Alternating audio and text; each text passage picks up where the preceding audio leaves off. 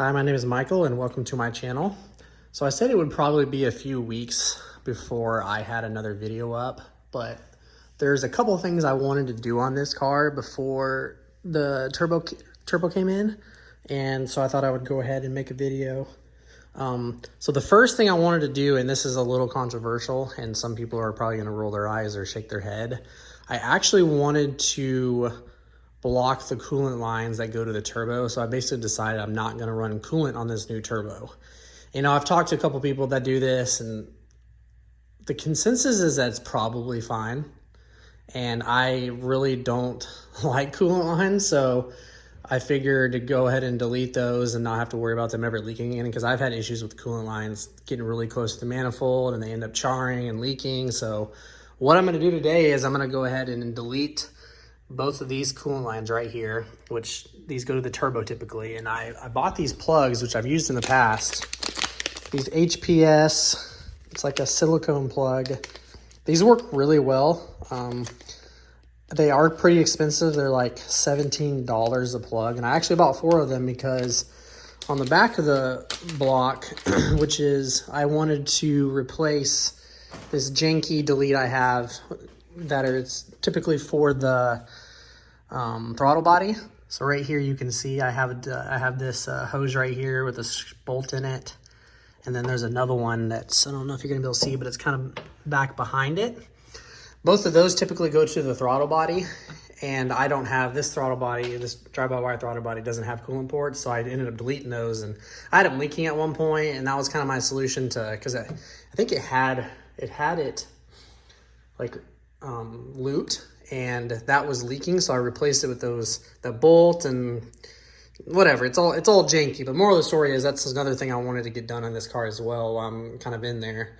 And then on top of this, the other thing I needed to do is, and I mentioned this in one other video, I needed to try to replace the drive-by-wire pedal in the car, because I was having issues where it wasn't really randomly, but it started happening more frequently. The pedal was thinking I was pressing it, but I wasn't. And I know that sounds scary, and it wasn't a lot. Like it thought I was pressing it like 1 to 3%, and it was causing the car to idle really high.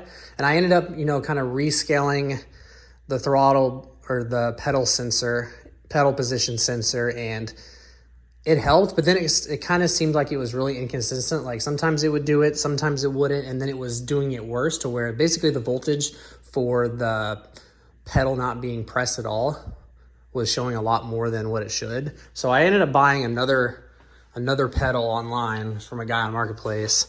It's just a Evo X pedal. So I'm gonna try to, I'm assuming that the pedal position sensor for the pedal that I have, which is also an Evo X pedal, is just malfunctioning.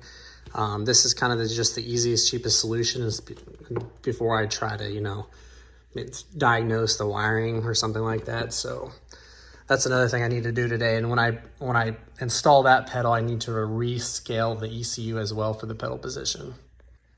So I'm gonna go ahead and get these pulled off, and I still have coolant in this car, so this is gonna suck, but I'm just gonna try to pull them off one at a time as fast as I can and put one of these plugs on there. I really hate coolant a lot, but all right, I got both of those caps on there. That bottom one's really not fun to do. Mostly trying to pull it off sucked, because it's probably been on there for who knows how long. And then reaching under this other coolant hose to tighten it wasn't fun. So, but they're on there. They should be good. They shouldn't leak, and that should be, a pretty good permanent solution. If you're interested in those plugs, I believe they are just 3/8 HPS coolant plugs. Another thing that these plugs are really useful for, if you have an Evo 10 and you deleted the PCV system and you just have like a catch can vent to air, on front of the intake manifold, a lot of people will use like an AutoZone cap to cap off that fitting, which I'll try to find a picture of it.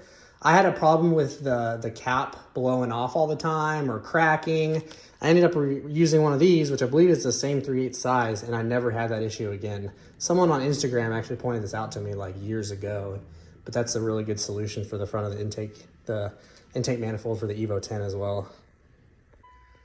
I want to go ahead and apologize for the dinging. Even with the key out, my door still dings, and I'm sure there's a way I could fix it, but I've kind of just dealt with it.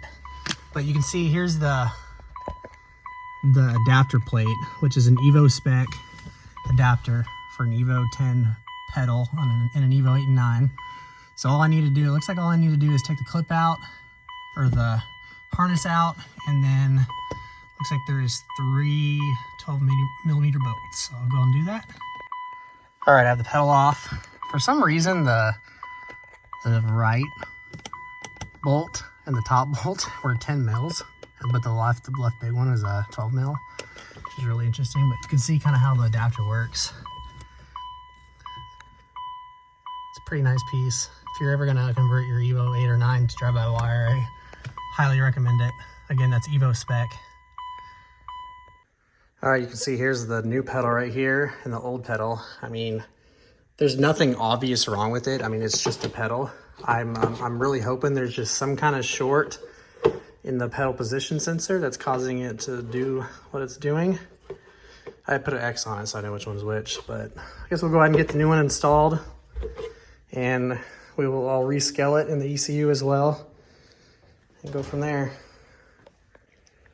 Okay, so now that I have the new pedal on, I need to open up the tune and scale the pedals. So I have Mtron open. I have to turn the key on, and it should connect automatically. We will open ECU.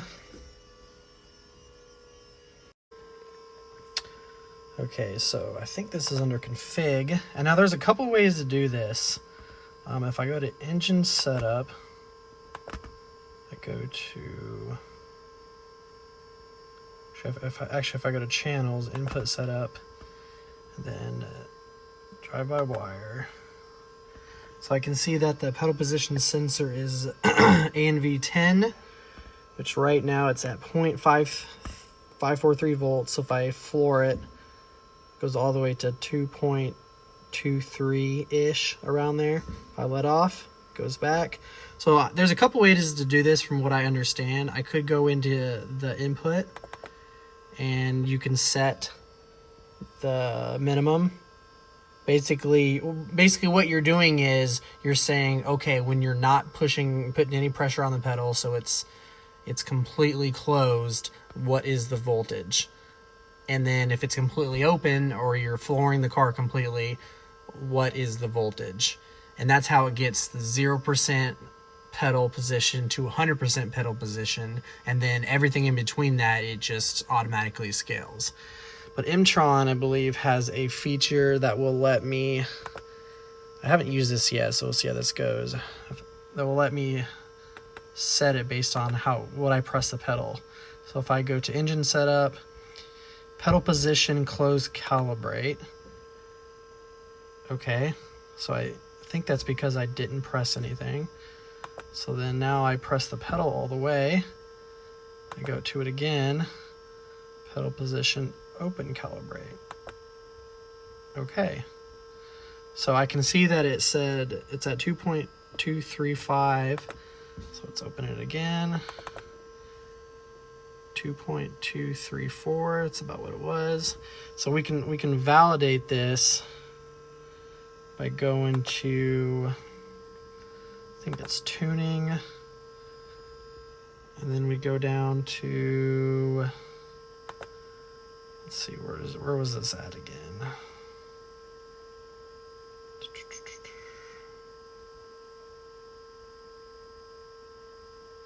Drive-by-wire. Let's see, so here's the pedal demand. Okay, so I can see, so I'm flooring it right now, 100%, letting off 0%. You can see you're under pedal demand. Looks like it's working perfect. Hopefully I don't have any more issues, and that was just the issue that I had. Okay, so what I need to do now is write this file to the ECU, or store it. So when you're tuning, you can do live calibration, and it will make changes as you make changes to the file, but it won't save those changes unless you go to file store. So I went ahead and did that. Now I'm just going to go ahead and save the file so I have it locally. And that should be it. Once I get it saved, I'll just make a new version of this. Now again, I'm not tuning this car. I'm not a tuner. I just I know my way around this stuff a little bit. I guess I know enough to be dangerous, but this this car is tuned by Glenn at Exigent Solutions, and he's gonna retune it as well for the new turbo setup. I just want to make sure I can, drive it up there and everything is kosher. But that pretty much wraps it up for this video. So I hope everybody has a happy holidays, and I will see you in the next video.